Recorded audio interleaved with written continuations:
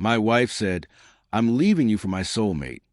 I replied, "Pack your bags." Then I canceled her company cards, changed the office locks, boxed her things at home, and I just smiled because her soulmate would vanish the second my money did. And she had no escape. The whole thing started at 9:14 p.m. on a random Wednesday, the kind of night where you're too tired to even feel tired anymore. I was in my office at Carter and Lane Branding, trying to finish quarterly financials before my eyes sealed shut. My phone buzzed once, then twice, then a third time like someone was trying to warn me a meteor was coming. I finally checked out of sheer annoyance, thinking maybe my mom accidentally, but dialed me again. Instead, I saw an Instagram notification. Your wife, Madison, just posted for the first time in a while. I opened it automatically, expecting a yoga pose or a smoothie bowl or some manifest your abundance nonsense she always posted. Nope. Instead, a selfie with her and a guy named Chase, her so-called soulmate, who looked like he lived off vape juice and borrowed hoodies.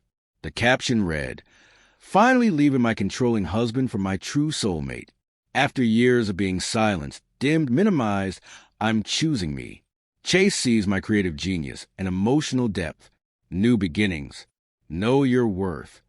I read it 4 times. Not because I was shocked, but because it was so delusional it felt like performance art. Then I hit like 10 seconds later. Madison texted, "Did you seriously just like my post about leaving you?" I wrote back, "Yeah, so when are you moving out?" Bubble typing, stop. Bubble typing, stop. Bubble typing again like her brain was stuck trying to load. Then, "I'll get my things tomorrow. And I deserve half the company. Don't try to fight me on this." I didn't reply. What I did do was open my laptop. See, Madison conveniently forgot that Carter and Lane Branding was MY Company long before I met her. I started it in a tiny apartment above a pawn shop, eating microwave noodles and praying clients would pay on time. When we got married, I gave her the title creative director because she said her self-esteem needed something official. But in reality, she made a handful of social posts a year and a flyer for a barbecue food truck where she spelled restaurant as restaurante. When I pointed out the typo, she insisted it was French-inspired branding. The client demanded a reprint. So yes, I moved fast. I canceled every company card with her name on it, the one she used for everything from grocery runs to $640 crystal healing workshops. I changed the passwords to our project management system, removed her email from all clients, contacted the building manager to change the office locks at 7 a.m., backed up every server and boxed her office belongings, 5 crystal pyramids, 2 ring lights, a half-used vision board kit, and a succulent she'd already killed. At home, I boxed everything too. Clothes, makeup, her weird positive energy spoons, all of it. I lined the boxes in the foyer like a neat little wall of consequences. And then I slept like a man who had just filed his taxes early. The next morning, I woke up to 63 notifications. Why did my car decline? Are you serious? This is financial abuse. You can't do this to me. I am the future CEO. I ignored all of it and brewed coffee. At 8:13 a.m., she arrived at the office with Chase and, this is the best part, a U-Haul, a literal moving truck. As if she thought she was going to haul MY business out like she was repossessing a couch. They yanked on the locked door while I sat inside sipping coffee. Eventually security arrived. "Ma'am, your name is not on the lease," the guard said. "Yes, at IS." Madison shrieked. "I'm his wife." "Not according to your Instagram." I called through the door. Chase puffed his chest, though it was hard to look intimidating while wearing joggers and flip-flops at 45 degrees. "Bro, let her get her stuff," he said. "Her stuff is in the lobby," I answered. "Everything else belongs to the company." Madison hurled one of her own boxes at the door. Security escorted them out. That afternoon, one of my biggest clients called me. "Hey, Ben," he said carefully, "why is your wife emailing us saying she started her own agency and wants us to switch over?" I breathed in slowly. "She's going through something." He laughed. "We figured. We always wondered what she actually did around there." Day 3, I received a call from my bank. Mr. Carter, your wife tried to access your business account in person. We denied it. Then she attempted to open a loan using your company's EIN. We flagged her for fraud. Good call, I said. I wasn't even angry anymore. Just curious what her next move would be. I didn't wait long. She emailed me an invoice, a literal invoice, for $1,247,600. Line item breakdown. Creative direction, 3 years, $450,000. Brand visioning, $175,000. Strategic aesthetic labor, $180,000. And my favorite, emotional labor, recouped $300,000. She charged me $300,000 for emotional labor. So I emailed my own invoice. Salary you were paid while doing nothing, $168,000. Company credit card personal charges, $52,810.74. Payments made to Chase during consultant sessions, $34,000. Reimbursement for food truck flyer reprint due to your typo, $311. Total she owed me, $255,121.74. She blocked me. Meanwhile, Madison and Chase were now living in his apartment, which looked like it was decorated by a college freshman whose only design principle was floor items go on floor. She posted a photo holding a gas station coffee with the caption, "Love doesn't need luxury." Sure, Madison. That's why you spent $900 a month on hair extensions. My friend Rob, who owns a design firm next door, called me dying laughing. Dude, he wheezed, your wife came in asking for a job. Said she's a creative legend. I asked for her portfolio. She showed me 4 Instagram posts and the barbecue flyer with the typo. Did you keep a straight face? I asked.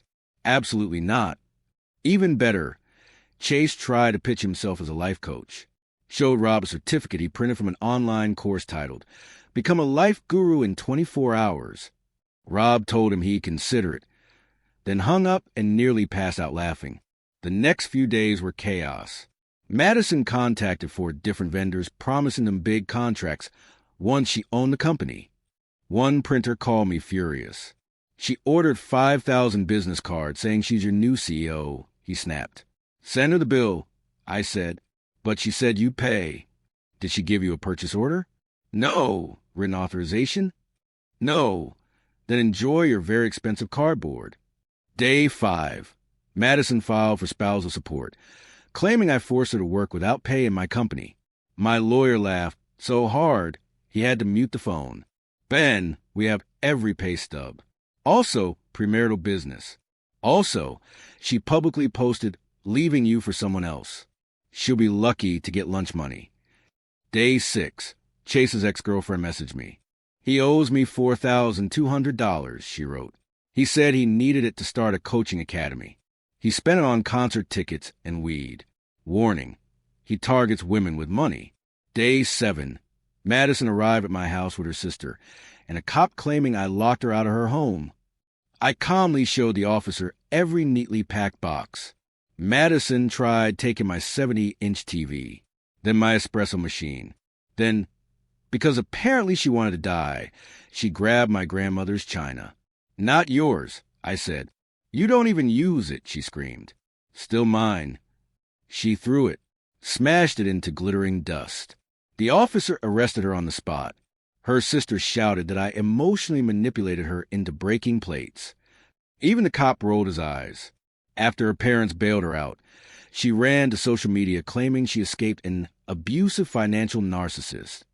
My lawyer sent a cease and desist so fast he practically left a smoke trail. Then came the fun part. Chase started going on dates behind her back. A friend at a fancy restaurant called me laughing. Dude, he brought a Tinder date here. His car declined 3 times.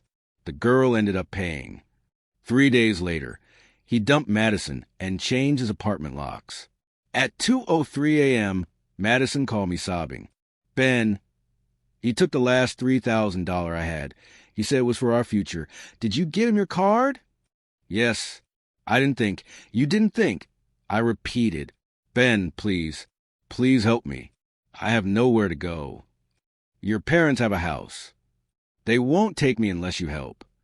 Madison, you cheated on me, tried to steal my company, destroy my family heirloom, and publicly humiliated yourself. This isn't my problem. She sobbed, begged, then cursed me out and hung up.